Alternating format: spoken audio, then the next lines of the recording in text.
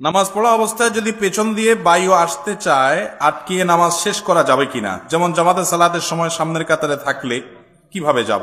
মাজার জিয়ারত করা আর মাজার সিজদা করার মধ্যে পার্থক্য কি? প্রতিবেশীর হক কতটুকু? এরপর প্রশ্ন হলো, অনেক সময় ট্রেনে যাত্রা করি কিন্তু টিকিট কাটি না, নামার সময় ভাড়াও চায় না, তখন ভাড়া না দিয়েই নেমে পড়ি, এক্ষেত্রে গুনাহ হবে কিনা? আবার মাঝে মধ্যে অর্ধেক রাস্তায় টিকিট কাটি শুধু। ভাই, বান্দার হক নষ্ট করলে গুনাহ শুধু হবে না, এমন গুনাহ হবে যে গুনার মাফ আল্লাহ নিজে করবেন না, ওই বান্দার কাছ থেকে কিয়ামতের ময়দানে মাফ নেওয়া ছাড়া উপায় থাকবে না। তো এই ধরনের পরিস্থিতি যদি হয় তাহলে টিকিট কি করবেন? কথার কথা 50 টাকার টিকিট ফাঁকি দিয়েছেন, বুঝেন নাই তখন, এখন আল্লাহর ভয় আসছি যে ট্রেনের টিকিট 50 টাকা ফাঁকি দিয়ে আপনি চলে গেছেন, টিকিট কাটেন নাই, ওই ট্রেনের টিকিট এখন 50 টাকার স্ট্যান্ডিং টিকিট কিনবেন, কিনে ওটা ছিঁড়ে ফেলে দিবেন, ট্রেনে আর উঠবেন না।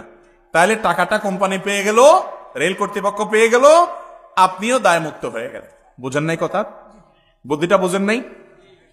আপনি যত টাকার টিকিট ফাঁকি দিচ্ছেন, যোগ বিয়োগ করে দেখলেন সব মিলে 500 টাকা হয়েছে বা 2000 টাকা হবে, এর বেশি হবে না।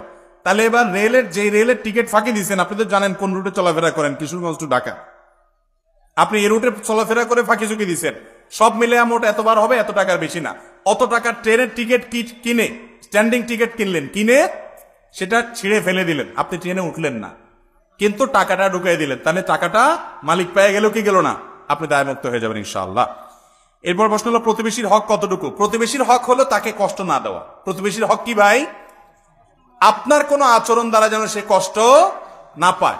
আপনি জোরে কোরআন তেলাওয়াত শুনতেছেন, তার ঘুমের ক্ষতি হচ্ছে, এটা প্রতিবেশীর হক নষ্ট। আর গান শুনলে তো কথাই নেই।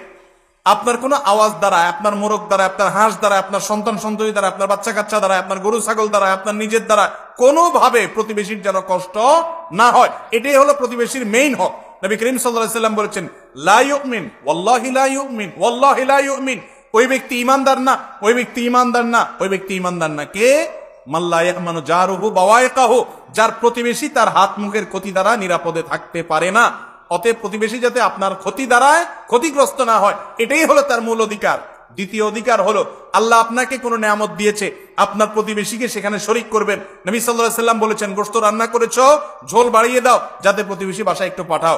আমরা ছোটবেলায় দেখেছি বাংলাদেশের প্রতিটা জেলায়, প্রতিটা অঞ্চলে কালচার ছিল, মা চাচিরা ভালো কিছু রান্না করলে, বাজার থেকে ভালো কিছু আনলে, এমনকি ফলমূল আনলে, পাশের বাড়িতে, পাশের ঘরে একটু একটু হাদিয়া পাঠাইতেন।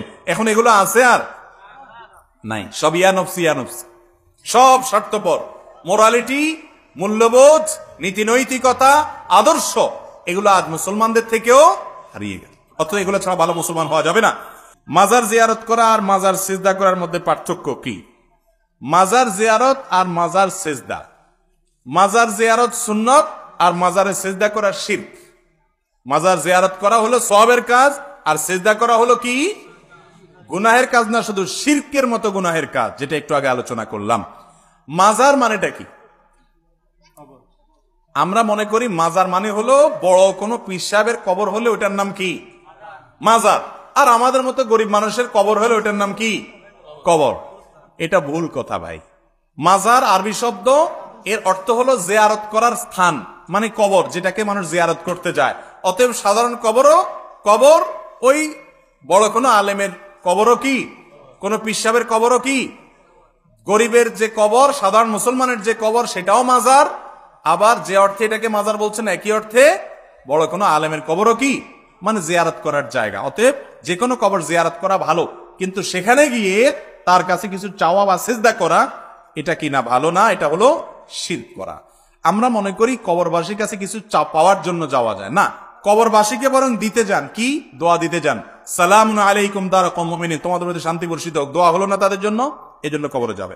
জোহরের কিছুক্ষণ আগে সফরে বের হয়েছি, এখন আমি জানি আসরের আগে ওখানে কিছুতেই পৌঁছতে পারবো না, এক্ষেত্রে জোহরের নামাজকে আসরের সাথে পড়তে পারবো নাকি কাজা হয়ে যাবে? সফরে জোহর, আসর এবং মাগরিব, এশা, এগুলো মুসাফির ব্যক্তি জমা করতে পারবে কিনা, অর্থাৎ একত্র করতে পারবে কিনা, এটা নিয়ে ফুকাহাদের মধ্যে মত পার্থক্য আছে।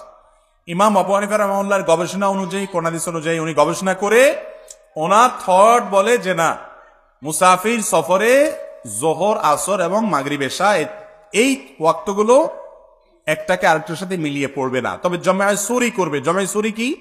দৃশ্যত একত্র করা, জোহরকে লাস্ট ওয়াক্তে পড়া, আসরকে ফার্স্ট ওয়াক্তে করা, এটাও এক প্রকার জমা। এটার প্রবক্তা ওনারা। অন্যান্য অনেক ফুকাহা কেরাম বলেন যে না, নবী করিম সাল্লাল্লাহু আলাইহি ওয়াসাল্লাম বিভিন্ন হাদিস থেকে বোঝা যায় সফরে জমা করার কথা। অতএব যোহর এবং আসর মুসাফির একসাথে পড়ে ফেলতে পারে। যোহরকে দেরি করে আসরের সাথে, অথবা আসরকে আগে যোহরের সাথে, আবার মাগরিব এসে একসাথে পড়তে পারে।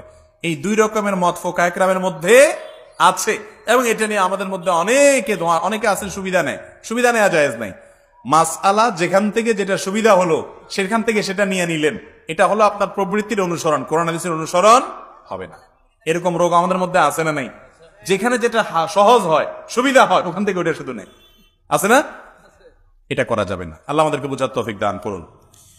নামাজ পড়া অবস্থায় যদি পেছন দিয়ে বায়ু আসতে চায়, আটকিয়ে নামাজ শেষ করা যাবে কিনা? যেমন জামাতের সালাতের সময় সামনের কাতারে থাকলে কিভাবে যাব? দেখুন, সালাতের মধ্যে যদি কারোর বায়ুর প্রেসার চলে আসে, অবশ্যই তিনি সেটা ধরে রেখে সালাত আদায় করবেন, এতে কোনো অসুবিধা নাই।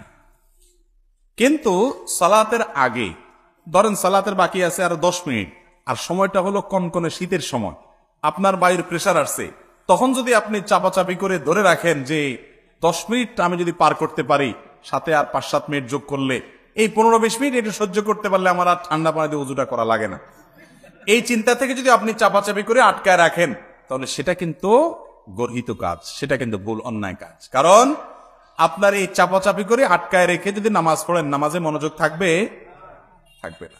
কারোর অসুস্থতা আছে, বয়স্ক মানুষ, পানি খুব ধারে কাছে নাই, এই মুহূর্তে নামাজ না পড়লে অসুবিধা হয়ে যাবে, এরকম এক্সক্লুসিভ ভিন্ন কিছু থাকলে, এক্সট্রা কিছু থাকলে ভিন্ন কথা। সচরাচর এই শীতের সময় আমরা অনেকে চাপাচাপি করে উজু ধরে রাখি। অনেকে আবার এটা নিয়ে বাহাদুরি দেখায়, আজ জোহরের সময় উজু করছি আমি, ওইটা দিয়ে কি পার করে দিছি? এশা পার করে দিছি। হ্যাঁ, যদি আপনার পেশাবের বেগ না আসে, বায়ুর বেগ না আসে, আপনি পার করেন, অসুবিধা নেই। কিন্তু বেগ আছে, তাও আপনি ধরে রেখে বীরত্ব জাহির করতেছেন, আপনি বীর না, আপনি বীরু। বীরু বুঝছেন? মানে কাপুরুষ। কাপুরুষ কেন? একটু ঠান্ডা পানিতে আপনি ভয় পেয়ে যাচ্ছেন, এত ভয়ের কি আছে? এই পানি লাগলে কি মারা যাবেন? নবী করিম সাল্লাল্লাহু আলাইহি ওয়াসাল্লাম বলেছেন, আলা আদুল্লুকুম আলা মা ইয়ামহুল্লাহু বিহিল খাতায়া ওয়া ইয়ারফা'ু বিহিদ দারাজাত। এমন আমলের কথা কি তোমাদেরকে আমি শিখাই দিব না, যে আমলের মাধ্যমে আল্লাহ তাআলা তোমাদের গুনাহ মাফ করে দিবেন আর তোমাদের মর্যাদা বৃদ্ধি করে দিবেন। সাহাবী কেরাম রাসূলুল্লাহ অবশ্যই বলেন, আমরা তো এটাই চাই, তারা তো এটাই চাইতেন। তো নবী করিম সাল্লাল্লাহু আলাইহি ওয়াসাল্লাম 3টি আমলের কথা বললেন, তার ভিতরে একটি হলো ইসবাগুল ওযুই আলাল মাকারে। কষ্ট হয়, ওযু করতে মন চায় না, তারপরে আপনি সাহস করে ওযু করলেন, এই আমলটার মাধ্যমে আল্লাহ গুনাহ মাফ করেন, মর্যাদা বৃদ্ধি করেন। এজন্য নামাজের মধ্যে বায়ুর বেগ বেশি আসলে আপনি অবশ্যই ইবাদতে লিপ্ত আছেন, সেজন্য চাপাচাপি করে ধরে রাখতে পারেন। কিন্তু নামাজের বাইরে আপনার আর 5, 10, 15, 20 মিনিট আছে নামাজের, মাগরিবের পরে এখন পেশাবের বেগ হাই আসছে, তারপর আপনি ধরে রাখছেন যে না, এশা ছাড়া এখানে করা যাবে না, এশাটা শেষ হয়ে গেলে আমি যাই শান্তি মতো ছেড়ে দিব, তাহলে আপনি নামাজটাকে মনোযোগের সাথে আদায় করলেন না, এজন্য সেটা দোষণীয়। আর নামাজের মধ্যে যদি কারোর বায়ুর বেগটা এত বেশি আসে, যেটা আটকে রাখতে রাখতে বেচার অবস্থা বেশি খারাপ, অনেক অবস্থা কাহিল হয়ে যাবে, এবং এরকম ভয়াবহ পরিস্থিতি যে হয়তো কাপড় চোপড় নষ্ট হওয়ার আশঙ্কা হতে পারে। এরকম যদি হয়, তাহলে তার জন্য ওইটা ছেড়ে দেওয়া কি হবে না? গুনাহ হবে না, জায়েজ হবে ইনশাআল্লাহ।